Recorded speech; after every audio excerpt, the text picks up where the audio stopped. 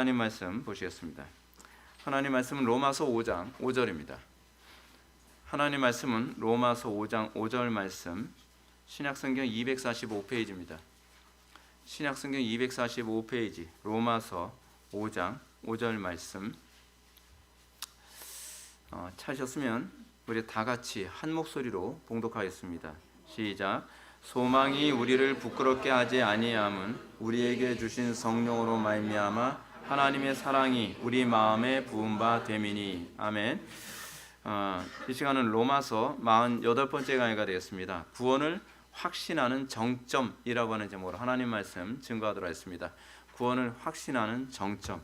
우리는 지금까지 계속적으로 이 칭의와 관련해서 구원을 어떻게 확신할 수 있는가, 그리고 구원을 확신하는 성경적 근거는 과연 무엇인가에 관해서 우리가 살펴보고 있습니다.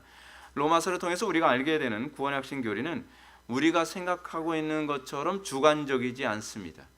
구원을 확신하는 이 문제에 관해서 대부분의 상당수의 교회들이 구원의 확신을 굉장한 주관에서 찾는 경향성이 얼마나 많습니까?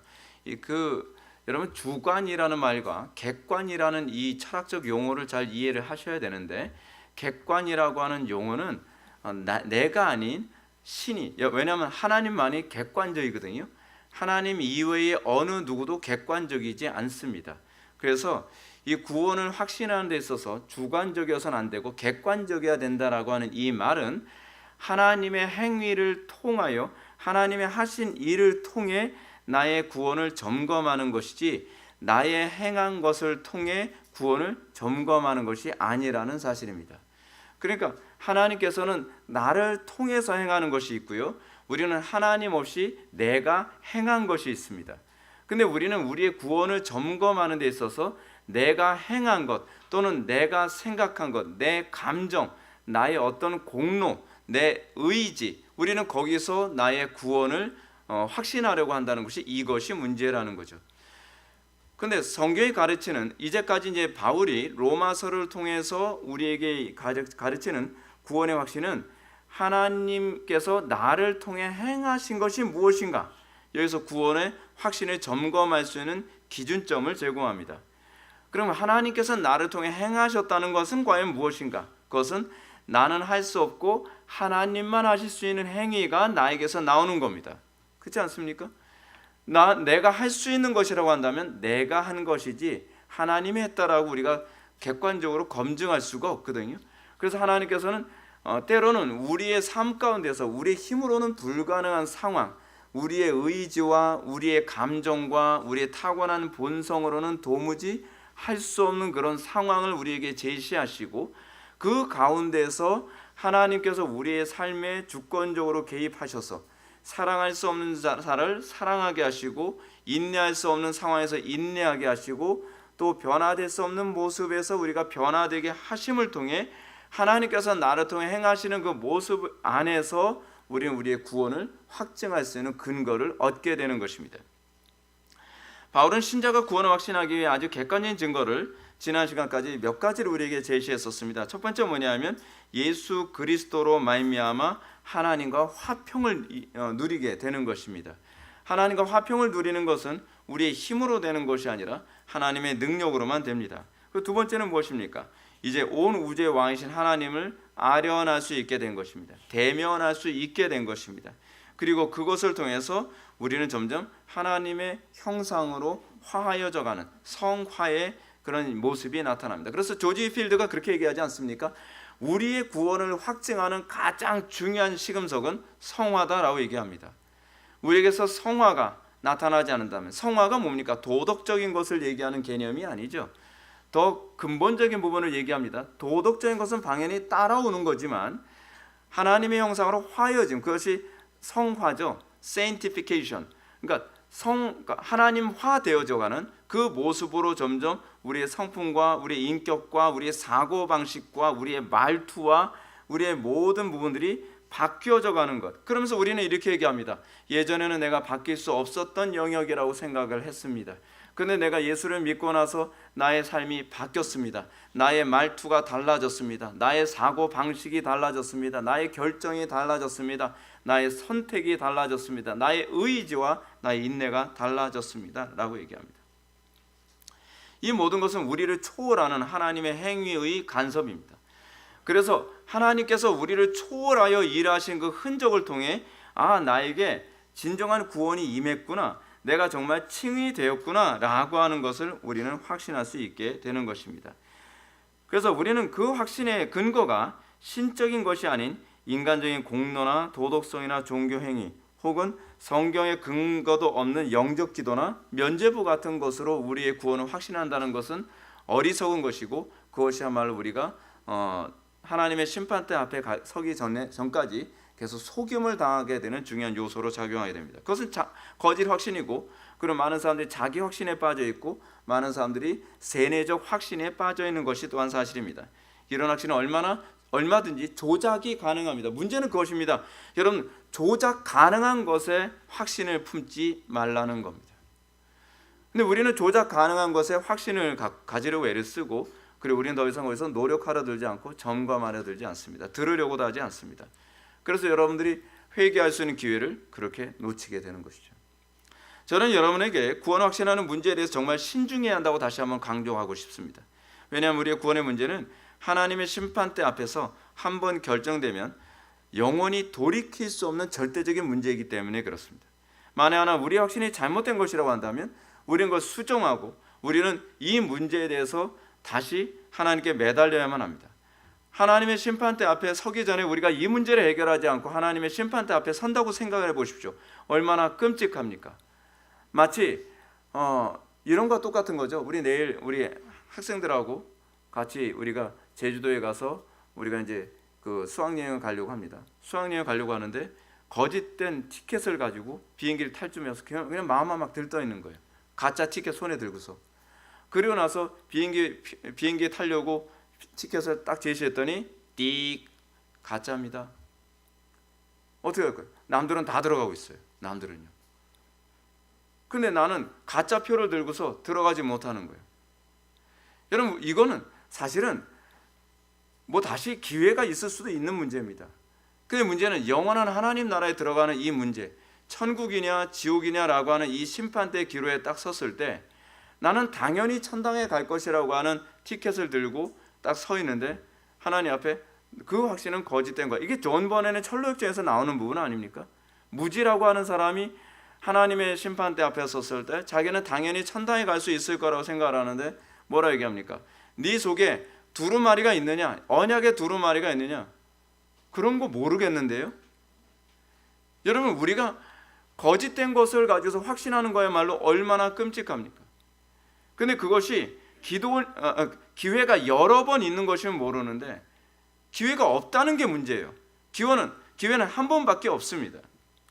그래서 우리는 구약 성경에서도 계속 보게 되면 구약 성경에서부터 신약까지 성경이 가르치는 구원의 확신에 대한 기준은, 그 근거는 어디서 찾냐면 항상 신적인 것, 초월적인 것에서 찾습니다. 사람이 할 수 없고 하나님만 할 수 있는 것에서 찾습니다. 우리가 성경에서 보게 되면 사사기에 기드온 사건이 있죠. 근데 기드온이 엄청난 전쟁을 앞두고 있습니다. 미디안과 전쟁을 하는데 여러분, 말이 전쟁이지 전쟁터에 나가서 확신 잘못했다가는 그냥 다 목이 댕가랑댕강 다 잘리고 다 죽는 겁니다. 그러니까 기드온이 얼마나 무섭습니까? 얼마나 두려워요.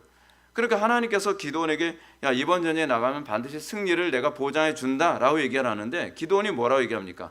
그 구원을 확증할 수 있는 근거를 보여주십시오. 그 얘기하니까 하나님이 뭐라 하십니까? 예끼놈, 이런 믿음 없는 놈 같으라고 그러십니까? 안 그렇습니다.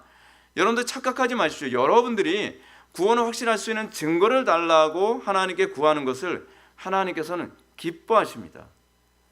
그거는 불신앙의 문제가 아니라 그것이 오히려 신앙의 문제입니다. 왜냐하면 하나님을 신뢰하기 때문에, 하나님의 전능성을 믿기 때문에 그걸 요구할 수 있는 거거든요. 그러니까 기드온이 뭐라고 하나님 앞에 요구합니까? 당돌하게도 주님, 양털에만 이슬이 내리고 다른 곳은 이슬이 내리지 않게 해주십시오. 그리고 또 하루 지나고 나서는 반대로 주변엔 이슬이 내리고 양털에만 이슬이 내리지 않고 뽀송뽀송하게 만들어 주십시오. 하나님께서 그렇게 해주십니다. 신적이고 초자연적이며 초월적인 능력으로 하나님께서는 그 구원을 확증시켜 주시고 보장해 주시고, 그리고 나서 하나님께서 그 전쟁터로 나가라 명령하시는 겁니다. 하나님께서는 우리에게 불확신하는 것 가지고서 나가 싸우라고 얘기하지 않습니다. 그런데 우리는 구약 성경에서 다윗이나 많은 사람들이 전쟁터에 나갈 때 뭘 사용한 걸 보게 됩니까? 에봇 안에는 우림과 둠빔 가지고서 이 전쟁에 하나님께서 원하시는가 원치 않은가 다윗이 계속 물어보지 않습니까? 확증을 얻고, 이것이 구원의 확신에 관한 또 다른 개념이거든요. 그 확증을 얻고 또 전쟁터에 나가고, 확증을 얻고 전쟁터에 나갑니다.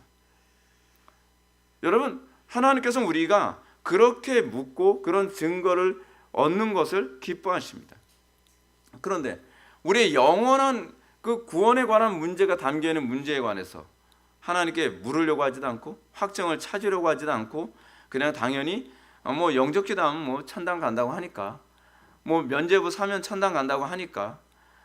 루터가 종교개혁한 게 그것 때문에 종교개혁한 거 아닙니까? 성경적 근거도 없고 객관적 근거가 되지도 않는 그 말도 안 되는 것을 근거로 하여 천국과 지옥을 대비하지 못하도록 만드는 것에 관해서 루터가 분노했던 것 아니겠습니까? 이 시대가 그러지 않습니까? 이 시대가 말도 안 되는 거 가지고서 구원을 확신하게 만들고, 자기의 공로를 근거로 해서 교회 생활 열심히 하니까, 헌금 많이 하니까 구원을 받을 것이다. 여러분, 믿지 마십시오. 그것이 옛날에 종교개혁을 하게 만들었다는 원흉들입니다. 근데 그것이 또다시 이 시대에서 되살아나서 그 망령이 많은 사람들의 영혼을 또 지옥으로 보내고 있는 것, 여러분 정말 답답하지 않습니까? 이런 차원에서 바울은 구원의 확신에 대한 또 다른 관점을 우리들에게 제시합니다. 생각보다 로마서 5장에서는 구원의 확신에 관한 얘기를 굉장히 많이 하고 있습니다.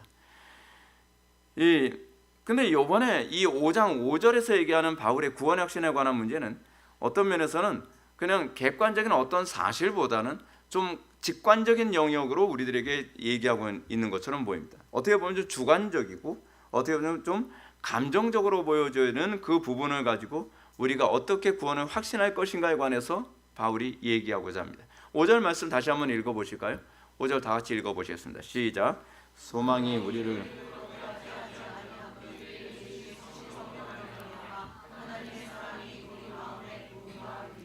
아멘. 여기서 바울이 제시하는 구원의 확신은 오늘날 우리가 흔히 추구하는 직관적인 요소에 근접합니다. 그럼에도 불구하고 성령께서 우리의 직관을 통해 주시는 구원의 확신이라는 영역조차도 우리가 생각하는 것과 굉장히 차이가 큽니다. 이것도 어느 정도는 객관적으로 보여지는 부분이기도 합니다. 먼저 우리는 오늘 본문의 사도 바울이 소망에 대해서 언급하고 있는 것을 보게 됩니다. 여기서 바울이 언급하는 소망이란 구체적으로 무엇을 얘기하는 거였습니까? 나에게 나오는 소망이 아니라 하나님으로부터 나오는 소망입니다. 항상 우리가 관심을 가져야 될 것은 그것입니다. 나에게서 나오는 것이 아니라 하나님에게서 나오는 소망입니다. 그럼 이 소망에 관해서 바울이 어떻게 언급하고 있죠? 바로 전절로 넘어갑시다. 환난은 인내를, 인내는 연단을, 연단은 소망을 이루는 줄 알미로다. 여러분, 이 소망의 근거가 뭡니까? 결국 그거예요. 하나님의 일하심. 근데 여러분 이거잖아요. 하나님께서 나와 함께 하시는지 언제 압니까? 평안할 때 알 수 있습니까? 평안할 때 모르죠. 우리의 신앙의 선배들, 우리가 창세기서부터 쭉 보게 되면은 믿음의 조상들이라고 하는 분들이 하나님과 함께하고 있다고 하는 것을 언제 그들이 확신을 하게 됐냐면 위기 때입니다. 야곱이 이 고난의 때에 천사를 만나고, 고난의 때에 하나님의 응답을 듣고, 고난의 때에 하나님의 위로를 듣고, 그 고난과 환난을 극복하는 가운데 야곱만 그랬습니까? 아브라함도 그랬고 이삭도 그랬고 다 그랬습니다. 그러니까 문제는 뭐냐면, 여러분들은 이런 얘기 많이 하잖아요. 내가 어려움 때문에 내가 믿음을 떠나게 됐습니다. 그게 가짜라니까요. 오히려 성경은 믿음, 그 위기 때문에 하나님을 만나는 기회가 됐다고 얘기하고 있고, 그 위기 때문에 우리가 정금같이 나오게 되었다라고 얘기하고 있습니다. 자, 그래서 바울은 얘기합니다. 환난은 인내를. 상식적이지 않죠? 아멘의 사람들에게는 이해가 안 됩니다. 근데 우리 속에 하나님의 생명, 생명, 영생이 우리 속에 들어왔을 때 우리에게 나타나는 현상 중에 하나가 무엇입니까? 환난은 인내를, 인내는 연단을, 연단이 소망을 낳는다는 거죠. 근데 이 모든 것이 사실 하나님이 하신 일입니다. 여러분, 인내를 우리가 하는 게 아니잖아요. 하나님께서 인내하게 하십니다. 근데 하나님께서 우리로 하여금 인내케 하시고 이 인내를 통해서 우리를 오히려 더 연단하시고, 그래서 우리로 하여금 믿음이 더 견고하게 하셔서 내 속에 하나님의 생명이 있구나라고 하는 것을 확신하게 되는 것이죠. 그래서 제가 여러분한테 말씀드린 게 그겁니다. 여러분들 간혹 가다가 제가 좀 가혹하다고 여겨질지 모르겠지만 위기 때에 타협하지 말라고 제가 말씀드리잖아요. 그 위기 때 주님을 만나는 기회인데, 그 위기 때야말로 내가 하나님의 생명이 있는 것인지 없는 것인지 확인할 수 있는 기회인데, 그때 여러분들이 위기 때 타협을 하면 어쩌자는 겁니까? 어떤 분이 우리 교회 우리 교회 전학에 이제 문자를 남기셨어요. 뭐라고 문자를 남기셨냐면, 우리 교회가 코로나 사태 때 어려움이 있어서 예배를 타협하느냐 말아야 되냐라고 하는 문제 때문에 굉장히 마음고생 많이 했다는 건데 정말 지옥 같았다고 그러더라고요. 그거 이해하죠. 우리는 이해합니다. 그때 얼마나 힘들었는지. 그러면서 궁금했던 게 그거예요. 회복의 교회는 그때 어땠었나요? 그 예배를 중단한 적이 있었나요? 이제 그런 질문이었어요. 그래서 한 번도 중단한 적이 없습니다. 근데 근데 제가 이걸 그럴 수 있었던 게 저에게 있었던 게 아니거든요. 왜냐하면 제 마음속에도요 갈등이 굉장히 심한 거예요. 갈등이. 상황이 이러다 구상권 청구에 당해서 교회 재정도 없는데 빚더미인데 우리 교회가 그거에다가 우리가 만약에 이렇게 되면 어떻게 하나? 외부에서는 계속적으로 제가 이 예배는 무조건 사수해야 된다라고 하는 것에 대해서 사방에서 막 공격을 하죠. 그리고 상황은 별로 안 좋죠. 그런 상황에서 하나님께서 인내하게 하시고 하나님께서 돌파하게 하시고, 저는 그건 하나님께서 하셨다는 걸 좀 확신하거든요. 왜냐하면 저에게 그럴 수 있는 기능이 없었거든요. 여러분들 그렇게 보였을지 모르지만, 근데 그 환난이 인내가 연단을, 그 가운데서 어떻게 해요? 하나님이 여전히 나와 함께 하시는구나 라고 하는 걸 확인하는 것을 통해 어떻게 해요? 소망이 점점 커지는 거죠. 소망이라는 것이 그겁니다. 소망은 내가 하나님과 만났던 그 모든 기억들이 자꾸 중첩되어지면서, 그러면서 소망이 더욱더 견고해지는 겁니다. 근데 문제가 이거죠. 한국교회 안에 거의 상당수의 교인들에게 상황만 되면 타협하고, 상황만 되면 하나님 말씀을 살지 않고 요리조리 미꾸라지처럼 자꾸 피해 나가면서 뭐라고 해요? 그래도 구원은 받은 겁니다. 그래도 천국은 갈 수 있습니다. 믿지 마십시오. 여러분들 그게 달콤하게 들릴지 모르지만 그거로 여러분들에게 하나님의 생명이 있다고 하는 걸 확증할 수 있는 근거를 찾을 수가 없거든요. 여러분, 우리는 고난을 통해서 더욱더 하나님이 나와 함께 하신 것을 확증하게 되고, 그리고 그 과정이 반복되어지면서 하나님에 대한 이해가 계속 바뀝니다. 그러니까 예를 든다면 그렇잖아요. 야곱이 하나님을 만나고서 뭐라고 얘기합니까? 하나님이 여기 안 계신 줄 알았는데 내가 이 위기 가운데 하나님을 만나고 보니까 하나님이 여기도 계시더라 라고 고백하는 거예요. 의식이 바뀌는 거죠. 욥이 하나님을 만나고 나서 자기에 대한 이해와 하나님에 대한 이해가 달라지죠. 발전합니다. 여러분들, 신학적 발전이라고 하는 것은요, 지적 발전이 아니라 관계적 발전입니다. 우리가 자꾸 착각을 하는 것이 뭐냐면, 교리책 많이 읽고 성경 많이 읽고 경건서적 많이 읽으면 신학적 발전이 또는 성경에 대한 이해가 발전한다고 생각을 하는데, 그거는 단순히 지적인 발전일 뿐이지 실질적으로 하나님에 대한 이해는 그 관계 안에서 발전하는 겁니다. 예를 들어서 하나님이 우리를 사랑하신다. 여러분, 그것은 그냥 하나님의 명제일 뿐이에요. 근데 그것을 우리가 실질적으로 나의 삶 가운데, 나의 고난 가운데, 나의 위기 가운데 우리가 경험하게 됐을 때 그 사랑을 느끼게 되죠. 그 사랑을 이해하게 되죠. 그 사랑이 내 속에 주관화되어지면서 그냥 피상적으로 여겨졌던 그 사랑이 내 주관에 성령께서 접목시켜줬을 때 사랑을 얘기해야 되면 그때 하나님이 나와 함께 하셨던 그 추억이 떠오르면서 그 사랑에 대한 이해가 달라지는 거죠. 그건 말로 표현이 되는 것이 아닙니다.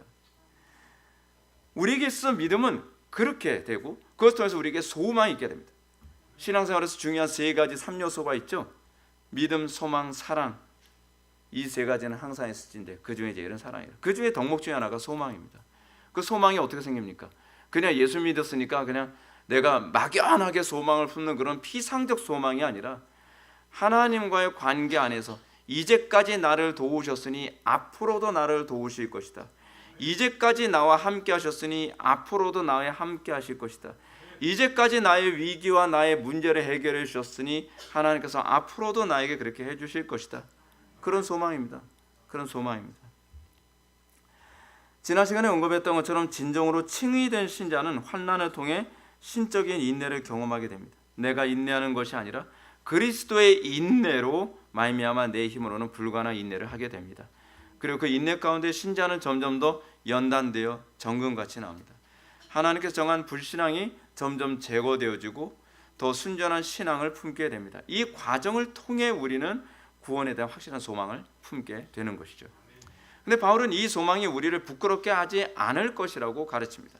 의미하는 바가 뭡니까? 이 소망이 만에 하나라도 가짜일 수 없다는 얘기입니다. 저는 여러분들에게 이런 질문을 던지고 싶습니다. 여러분들이 가지고 있는 소망이 진짜입니까? 가짜입니까?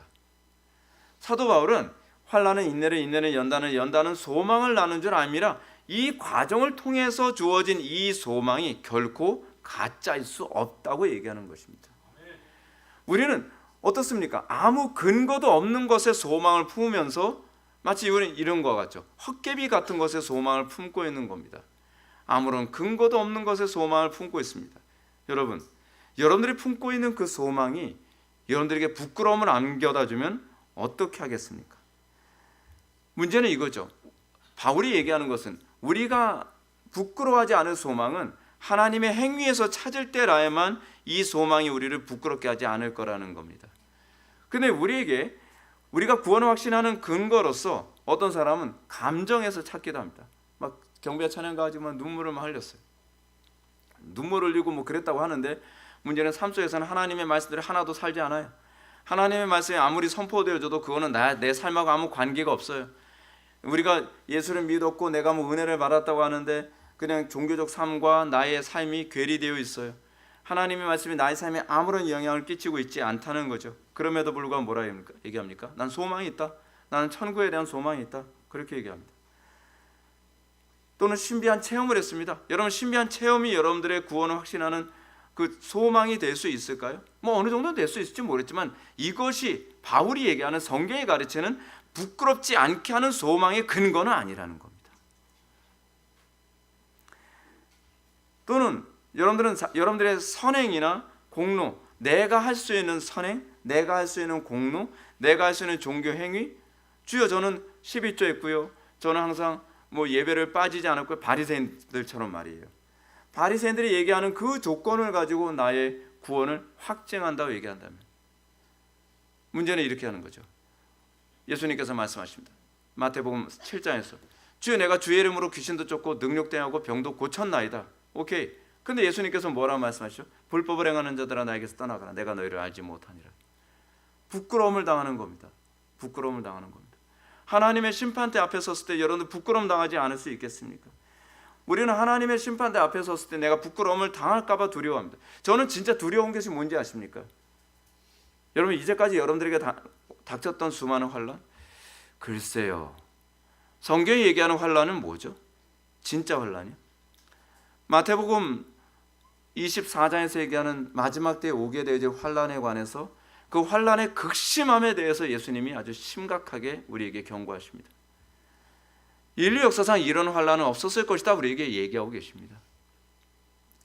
그러면서 뭐라고 말씀하십니까? 자, 믿음 있으면 타협하고 배도해도 천당은 가. 그렇게 얘기하지 않죠. 끝까지 인내하는 자는 구원을 받으리라. 끝까지 인내하는 걸 우리가 경험해 봤냔 말이에요. 우리의 삶 가운데서 고난과 어려움과 난관이 있을 때 우리가 끝까지 인내하며 믿음을 지켜본 적이 있나요? 그 환난은 인내는 연단은 소망을 이룬다고 했는데, 우리가 그 고난의 그 통로를 통과하면서 내가 더 정화되어지고, 내가 그 고난의 그 믿음의 고난을 통과하는 가운데 하나님에 대한 이해가 더 깊어지고, 그러면서 하나님을 더 사랑하게 되는 그 과정을 겪어봤냔 말이에요. 우리는 그것에 반복선상에 있을 때에, 또 큰 고난이 왔을 때, 인류 역사상 한 번도 없었던 고난이 오게 된다고 했을 때에 우리는 주님, 저는 이 고난을 감당할 수 없습니다. 그러나 이제까지 저를 인내케 하셨고, 이제까지 저를, 제 믿음을 지켜주신 주님, 지금도 지켜주실 줄 믿습니다. 그 소망이 결코 여러분들 부끄럽게 하지 않을 거라는 겁니다. 헛된 소망이 아닐 거라는 겁니다. 여러분들 그 소망 가져야만 합니다. 지금 우리가 살고 있는 시대가 얼마나 끔찍합니까? 전 세계가 지금 공산화의 흐름으로 가고 있습니다. 여러분, 전 세계가 다 뒤집혀 가고 있습니다. 전 세계가 소돔과 고모라처럼 돼가고 있습니다. 인류 역사상 한 번도 없었던 일이에요. 전 세계에서 전쟁이 일어나고 있고요, 전 세계에서 인권이 유린되고 있고요, 팔레스타인에서 일어나는 거 보십시오. 얼마나 끔찍한 일이 계속적으로 벌어지고 있습니까? 근데 여러분, 그런 가운데서도 끝까지 인내할 수 있겠습니까? 그런 가운데서도 여러분들 믿음을 지킬 수 있겠습니까? 난 그래도 믿음 지킬 수 있을 거야. 베드로가 그랬죠. 주여, 이 친구들은 다 주님을 배신할지라도 저는 주님을 배신하지 아니할 겁니다.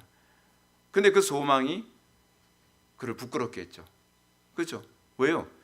내가 이 믿음을 지킬 거라고 하는 근거가 어디서 나온 거였죠? 내 의지, 또는 내 타고난 기질. 저는 굉장히 의리 빼면 뺄 거 없는, 정보선인가 김보선인가 했거든요. 그런 식으로 생각해요. 의리에 죽고 의리에 산다. 근데 제가 어떻게 예수님을 제가 배신하겠습니까? 다 필요 없어요. 다 헛된 소망입니다. 부끄럽게 하는 소망입니다. 근데 주님께서 우리의 삶 가운데 환난의 인내를, 인내는 연단은 소망을 이루는 이 과정을 통해서 우리의 믿음을 견고케 하시고 성화시키시고 더 우리가 주님과 가까워지게 하셨다고 한다면, 이 소망이 여러분들을 부끄럽게 하지 않을 것입니다.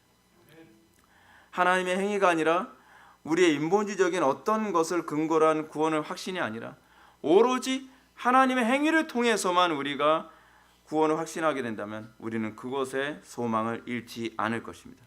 존 머레이 교수가 이렇게 얘기합니다. 그래서 우리는 이 소망의 확고한 근거를 보게 된다. 그것은 우리에게 부끄러움을 주는 소망이 아니고 우리가 조금이라도 부끄러워할 필요가 없는 소망이다. 반대로 우리는 그것은 우리가 자랑해야 할 소망이며 모든 역경에 굴하지 않고 자신 있게 주장해야 될 소망이다. 이 소망은 우리를 실망시키지 않을 것이고 또한 환상에 불과한 것도 아니다 라고 얘기합니다. 사랑하는 성도 여러분, 여러분은 우리에게 주어진 영원한 소망에 대하여 어떤 태도를 견지하고 있습니까? 우리는 정말로 성경적인 견고한 근거를 두고 소망을 품고 있습니까? 부끄럼 당하지 않을 그 근거를 염두에 두고 소망을 품고 있습니까? 우리의 구원의 확신은 과연 신적인 권위를 두고 있습니까? 아니면 인간적인 권위, 자기 확신, 자기 신앙에 대한 숭배에 의해 우리는 구원을 확신합니까? 이 시대 사람들이 구원의 확신은 어떻게 합니까? 나는 구원을 확신합니다. 나는 구원을 확신합니다. 자기 믿음에 대한 믿음, 그렇죠? 이게 너무 웃기지 않습니까? 자기 믿음에 대한 신앙, 그것을 신앙이라고 생각합니다. 아니요, 여러분들의 믿음은 신앙의 대상이 아닙니다. 내가 구원을 확신한다는 것을 믿는 것이 신앙이 아니라 하나님의 일하신 그 신적인 행위의 결과를 통해서 내가 구원을 받을 것이라는 것을 확신하게 되는 것입니다. 이 확신은 신적인 것에 근거를 두어야만 합니다.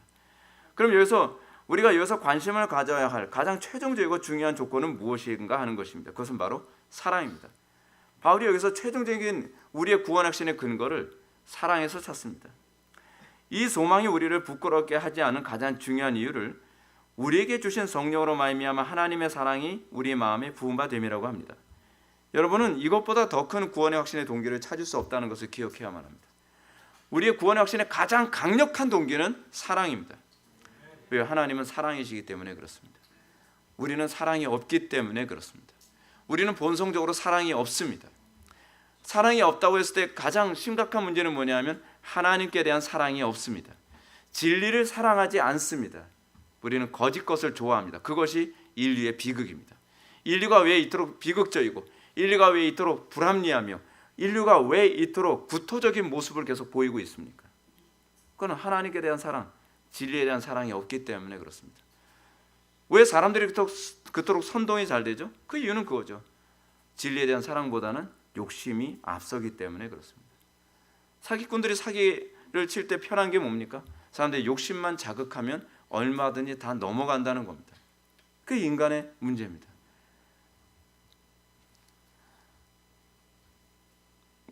구약 성경 전체를 보게 되면 항상 우리의 믿음의 근거, 하나님의 선택받은 백성의 근거를 사랑에서 찾습니다. 자, 구약 성경을 한번 묵상해 봅시다. 구약에서 아담과 하와가 타락했습니다. 타락의 본질이 뭡니까? 타락의 본질을 잘 보여주는 것이 바로 출애굽기입니다. 출애굽기는 하나님께서 이스라엘 백성들을 선택하시고 그 선택받은 백성들을 애굽의 포로에서 끄집어내서 약속의 땅으로 가게 만들었다는 내용을 가지고 있습니다. 근데 중요한 게 뭐냐면 이 핵심은 약속의 땅에 들어가는 것이 아닙니다. 왜 들어가느냐? 들어가서 무엇을 하느냐가 중요한 것 아니겠습니까? 여러분, 천당에 가는 게 목적이 아닙니다. 천당에 가서 뭐 할 겁니까, 여러분? 천당에 왜 가려고 하는데요? 근데 문제는 사람들이 이게 없어요. 천당의 목적 의식이 없고 천당 자체가 목적인 거예요. 마치 이거하고 똑같은 거 아닙니까? 결혼이 목적이지 결혼 생활에 관심이 없어요. 그러니까 어떤 문제가 발생하죠? 결혼했다가 연애 중에 빨리 그 이혼을 선택한 사람 중에 어떤 연애는 몇 주 만에 이혼을 했대요. 근데 그 이유가 뭐냐면 결혼 자체가 목적이기 때문에 그렇습니다. 결혼이 목적이 아니라 결혼 생활이 목적이거든요. 신앙생활도 똑같습니다. 우리는 천당에 들어가는 것이 목적이 아니라 천당에 왜 들어가야 되는지, 그리고 천당에 들어가서 우리는 어떻게 살 것인지 그런 거에 대해서 전혀 관심이 없다는 게 이게 문제입니다. 제가 한국교회 교인들을 보면서 의외로 굉장히 좀 의아하게 생각했던 겁니다. 그거에 대해서 아무 생각을 해본 적이 없어요. 물어보십시오 한번요. 생각해본 사람 몇이나 만나나? 별로 없습니다. 그냥 천당 가면 행복하겠죠. 뭐 천당 가면 뭐 당연히 재밌겠죠. 천당 가서 재미있을지 없을지의 문제가 아니라 천당이 나에게 어떤 의미가 있느냐에 관한 문제거든요. 근데 그런 건 찾지가 않아요. 생각을 안 하니까 그런 겁니다. 근데 이것을 규정해 주는 것이 바로 출애굽기 19장부터 24장이거든요. 우리는 뭐라고 얘기하냐면 이걸 신의 산 언약이라고 얘기합니다. 신의 산 언약. 그리고 이 언약은 이스라엘 백성들이 어떤 존재이며 가나안 땅에 들어가서 어떻게 살 것인지를 규정해 주는 것이었거든요. 여기서 가장 중요한 사건이 뭡니까? 제가 여러분들에게 여러 번 말씀드려서 여러분들 알고 있는 것처럼 이스라엘 백성들이 십계명을 받는 장면입니다. 십계명을 받는데 그냥 받는 게 아니죠. 출애굽기 20장에서 십계명을 받는 장면이 나오는데 장정만 60만, 그러니까 애와 여자들까지 다 포함을 하게 되면 대략 한 몇 배가 되겠습니까? 한 2배 이상은 되겠죠. 두세 배는 아마 될 겁니다. 엄청나게 많은, 한 4배 정도 되겠네요. 엄청나게 많은 사람들이 시내 산의 주변에 모여 있습니다. 모여 있는데 어떤 현상이 나타나냐면 시내 산에 구름 기둥이 임하고 거기서 하나님의 음성이 나오는 거예요. 여러분 상상해 보십시오. 여러분 전에 무슨 광장 같은 데서 집회 같은 거 할 때 무슨 그런 데서 대형 스피커 가지고서 막 소리를 내도 그게 엄청난데 이 시내산 전체가 꽝꽝 울릴 정도로 막 우퍼 스피커 비교가 안 되죠. 하나님의 신이 임재한 것만 하더라도 막 두렵죠. 왜냐하면 거기에 천둥과 번개와 뇌성이 동반하고 있는 상황이거든요. 그렇게 너무나 두려운 상황에서 이스라엘 백성들이 고개도 들 수 없는 그런 엄청난 위험과 임재가 있는데 그 가운데서 음성이 들리는 거예요. 음성이. 어떤 음성입니까? 우리가 예배 때마다 낭독하는 그 본문이 그거거든요. 십계명이 낭독이 되는 거죠. 하나님께서 십계명을 낭독하고 계신 겁니다.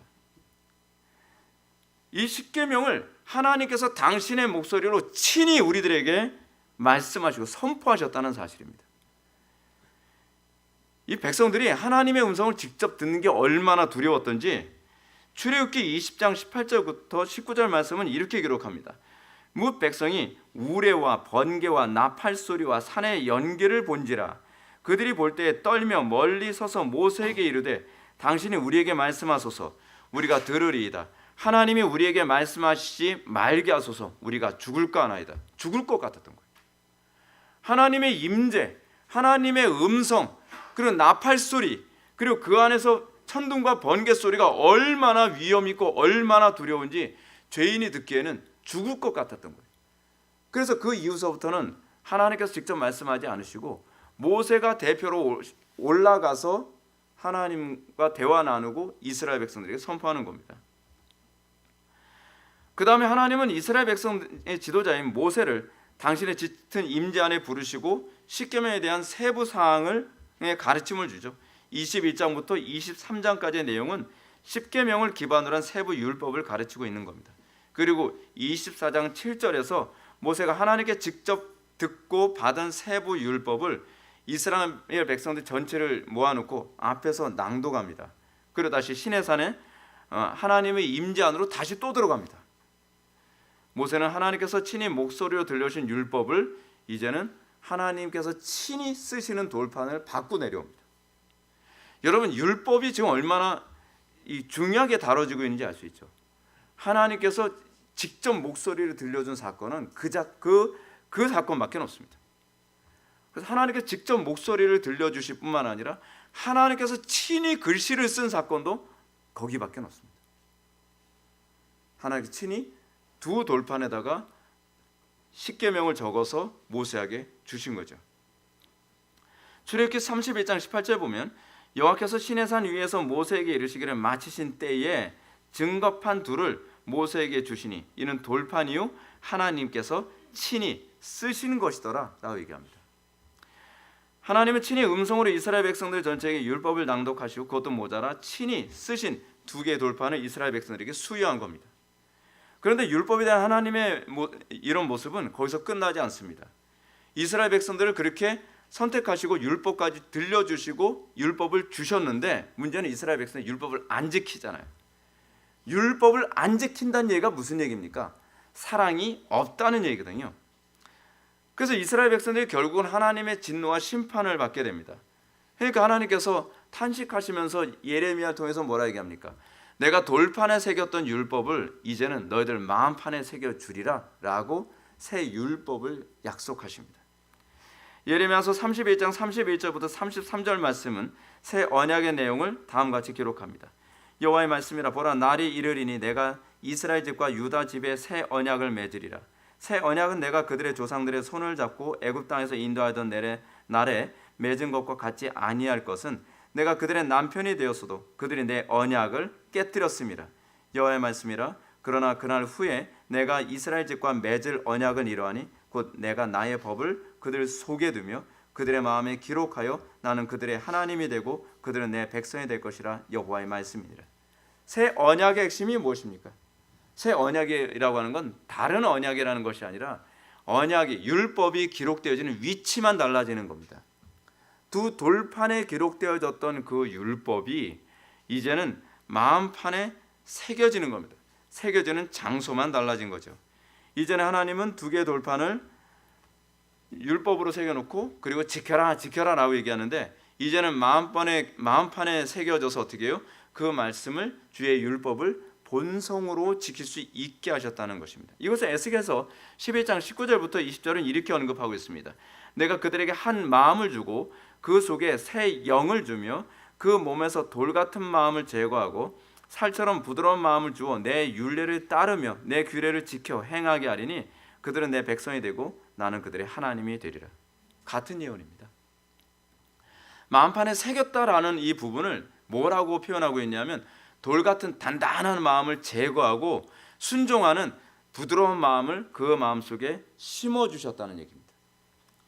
하나님은 예레미야를 통해서 새 언약 백성의 특징을 그들의 마음속에 율법을 새겨주심으로써 그들이 이제는 살처럼 부드러운 마음을 통해 하나님의 율법에 대해서 거부하지 않고 하나님의 율법을 기뻐하고 즐거워하는, 마치 다윗의 마음에서 보여주는 것처럼 주의 율법을 즐거워하여 주야로 묵상하는 마음을 너희들 모두에게 새 언약 백성들에게 주시겠다는, 그게 뭐예요? 그게 교회예요. 신약 교회의 특징이 뭡니까? 하나님의 그 율법을 다윗과 같은 마음을 품도록 모든 교회에게 선택받은 사람들에게 주시겠다는 것입니다. 이것을 요한복음 13장 34절에서 이렇게 얘기합니다. 새 계명을 너희에게 주노니 서로 사랑하라. 내가 너희를 사랑한 것 같이 너희도 서로 사랑하라 라고 가르칩니다. 좀 더 구체적으로 요한 1서 2장 7절에서 이렇게 얘기합니다. 사랑하는 자들아 내가 새 계명을 너희에게 쓰는 것이 아니라 너희가 처음부터 가진 옛 계명이니 이 계명은 너희가 들은 바 말씀을 이거니와 이 말씀이 이제는 너희 마음판에 새겨졌다라고 얘기하고 있는 것입니다. 다시 말해서 구약의 십계명의 정신이 사랑인데 그 사랑을 우리 마음속에 심어 주심으로써 언약 백성 되게 하셨다는 겁니다. 그것은 구원의 확신의 가장 중요한 핵심이 바로 사랑이라는 것을 얘기하는 거예요. 우리가 하나님의 언약 백성, 내가 구원받은 백성, 내가 천국 백성 됐다는 걸 무엇으로 입증할 수 있습니까? 라고 했을 때 요한은 그걸 사랑으로 규정하고 있다는 겁니다. 우리의 구원은 사랑에 초점이 맞춰져야만 합니다. 지금 한국교회가 가지고 있는 가장 어려움이 무엇입니까? 구원의 확신이 있다고 하는데 하나님을 사랑하지도 않고 하나님의 이름이 모욕을 당해도 관심이 없고요. 이웃에게 사랑도 실천하지 않습니다. 성경이 우리에게 얘기하는 그 사랑이라는 것이 무엇입니까? 성경은 우리에게 이렇게 얘기합니다. 바울은 우리에게 주신 성령으로 말미암아 하나님의 사랑이 우리 마음에 부은 바 됨이라고 얘기합니다. 그것이 칭의 사건이에요. 칭의 된 사람들에게 나타나는 특징이 뭐예요? 성령으로 말미암아 우리의 마음속에 하나님의 사랑이 부은 바 됐다는 거예요. 구원 확신하는 가장 본질을 바울이 정점을 뭐로 찍고 있는 겁니까? 사랑으로 찍고 있는 거예요. 왜 그렇습니까? 구약의 관점에서 봤을 때 새 언약의 핵심은 우리 마음속에 새 영을 주며 그 몸에서 돌 같은 마음을 제거하고 살처럼 부드러운 마음을 주어서 내 율례, 즉 사랑을 따르며 내 규례, 사랑을 지켜 행하게 하는 거예요. 사랑을 기뻐하고 사랑을 행하는 데 있다는 얘기입니다. 에스겔서에서 말하는 새 영으로 인해 하나님의 율례와 규례를 지켜야 된다는 것이 바로 그겁니다. 율법을 자원하여 적극적이고 능동적으로 지켜야 되는 것. 율법을 즐거워하는 백성이 되게 만들겠다는 겁니다. 율법을 사랑하는 백성이 되게 만들겠다는 겁니다. 율법을 지키는 백성이 되게 만들겠다는 겁니다. 그냥 실천하는 것이 아니라 어떻게 실천합니까? 하나님을 사랑합니다. 말로만 앵무새처럼 얘기하는 것이 아니라 마음을 다하고 뜻을 다하고 목숨을 다하고 힘을 다해서 하나님을 사랑하게 만들겠다는 겁니다. 그리고 이웃을 내 몸처럼 사랑하게 만들겠다는 겁니다. 그것이 새 언약의 특징이라고 얘기하는 것이고 내가 구원을 받았다는 것을 알 수 있는 가장 확실한 근거가 거기에 있다는 것입니다. 그렇습니다. 사랑의 말로 구원을 확신하는 가장 명확하고 확실한 표징이 됩니다. 사도 바울의 이 사랑장으로 유명한 고린도전서 13장에 언급된 것처럼 바울은 이렇게 얘기합니다. 내가 사람의 방언, 천사의 말을 할지라도 사랑 없으면 소리나는 구리와 울리는 꽹과리에 불과하다. 뿐만 아니라 바울은 이렇게 얘기합니다. 내가 예언하는 능력이 있어. 그 설교 잘하는 걸 얘기하는 거죠. 예언하는 능력이 있어 모든 비밀과 모든 지식을 알고 또 산을 옮길 만한 기적을 일으킬 만한 그런 믿음이 있을지라도 사랑이 없으면 내가 아무것도 아니요. 또 내가 내게는 모든 것으로 구제하고 내 몸을 불사르게 내어주고 내가 종교적 헌신을 하고 뭐 한다 할지라도 사랑이 없으면 아무 유익이 없느니라 라고 얘기합니다. 정말 무서운 점은 사랑이 없어도 얼마든지 이렇게 행할 수 있다고 바울이 얘기하고 있다는 사실입니다. 그러면 정말 구원받은 사람에게 나타나는 사랑은 도대체 어떤 것이겠습니까? 내가 인위적으로 사랑하는 것이 아니라 제가 말씀드렸죠. 내가 인위적으로 사랑해야지 그게 아니라 하나님께서 나를 통해 사랑하게 하시는 그리스도의 사랑이 나에게 나타나는 그 사랑은 과연 어떤 것인가? 하나님의 사랑이 우리의 마음에 부은 바 돼서 나타나는 그 사랑은 과연 무엇인가? 바울은 이 사랑장에서 방금 얘기하는 사랑 없이는 아무것도 아니라고 언급한 다음에 그 다음 절에서 이렇게 얘기합니다. 고린도전서 13장 4절부터 7절을 통해 이렇게 얘기합니다. 사랑은 오래 참고, 사랑은 온유하며, 사랑은 시기하지 아니하며, 사랑은 자랑하지 아니하며, 사랑은 교만하지 아니하며, 사랑은 무례히 행치 아니하며, 사랑은 자기 유익을 구하지 아니하며, 사랑은 성내지 아니하며, 사랑은 악한 것을 생각지 아니하며, 사랑은 불의를 기뻐하지 아니하며 사랑은 진리와 함께 기뻐하고 모든 것을 참으며 모든 것을 믿으며 모든 것을 바라며 모든 것을 견디느니라. 이겁니다. 이것이 우리 속에 구원이 임했는가를 볼 수 있는 중요한 시금석이 된다는 겁니다. 여러분들이 이 사랑 나타납니까? 여러분들의 이 사랑이 성령께서 나를 통해 이 사랑을 하게 만드십니까? 이 사랑은 에스겔의 예언처럼 하나님의 말씀 앞에서 돌 같은 마음이 제거되어지고 살처럼 굳은 마음이 생기면서 나타나는 현상입니다. 무슨 얘기냐면 하나님의 말씀이 선포되어지면 회개하고 반응하고, 그렇죠? 회개가 뭡니까? 돌 같은 마음이 제거되어지는 것 아닙니까? 살 같은 마음이 심겨지는 것 아닙니까? 거기서 정당화하지 않죠. 그거 가지고서 그렇게 안 살아도 된다고 합리화하지 않죠. 하나님의 말씀을 기뻐하여 그 말씀이 나에게 들어오면 내 마음속에 살처럼 부드러운 마음이 생겨서 하나님의 말씀대로 살게 되는 것입니다. 성경의 가르침과 관계없고 그리스도와 관계없는 내 의를 위한 사랑하고는 다른 사랑입니다. 내 고집대로 하는 사랑이 아닙니다. 내 방식대로 하는 사랑도 아닙니다. 항상 하나님의 말씀 앞에 굳은 마음을 제거하고 하나님의 방식대로 사랑하고 하나님께서 요구하시는 대로 사랑하고 하나님께서 원하시는 그 수준대로 사랑하려고 하는 그런 사랑입니다. 그래서 우리는 항상 심령이 가난하고 의에 줄이고 목마를 수밖에 없습니다. 왜냐하면 우리의 사랑의 기준이 달라졌기 때문에 그렇습니다. 우리는 사랑을 실천하지만 결코 자기 만족에 빠지지 않습니다. 우리가 사랑을 실천한다고 하지만 하나님께서 우리에게 부드러운 마음을 주셔서 그 사랑을 실천할 때 우리는 심령이 가난하고 의에 줄이고 목마를 수밖에 없습니다. 왜냐하면 우리는 더 온전한 사랑을 실천하길 원하기 때문에 그렇습니다. 우리가 더 그리스도와 연합된 사랑을 실천하기 원하기 때문에 그렇습니다. 이 사랑이 자신에게서 점점 더 선명하게 나타나는 것, 우리가 구원을 받음을 입증하는 가장 명확한 시금석이 되는 것입니다. 이것은 단순히 직관적인 사랑이 아닙니다. 내 기분에 따라 기분 좋으면 사랑을 베푸고 기분 나쁘면 사랑 안 하는 것이 아니라 이 사랑은 이 사랑 때문에 환난 가운데서도 인내하고 인내 가운데 연단되며 연단 가운데 소망을 바라보게 되면서 생성되어지는 사랑입니다. 이 사랑이 여러분 각자와 우리 공동체, 더 나아가 한국교회 전체에 풍성하게 나타나기를 주님의 이름으로 축원합니다. 기도하시겠습니다. 사랑이 많으신 하나님, 우리가 구원의 확신을 추구하는 것이 헛된 것에서 추구하지 않게 하여 주시고 하나님 안에서 하나님의 행위 안에서 또 하나님께서 우리를 다루시는 그 방식 안에서 무엇보다도 하나님께서 성령님을 통해 우리에게 주신 그 사랑 안에서 우리가 구원을 확신케 하여 주옵소서. 예수님의 거룩하신 이름으로 기도 올렸나이다. 아멘.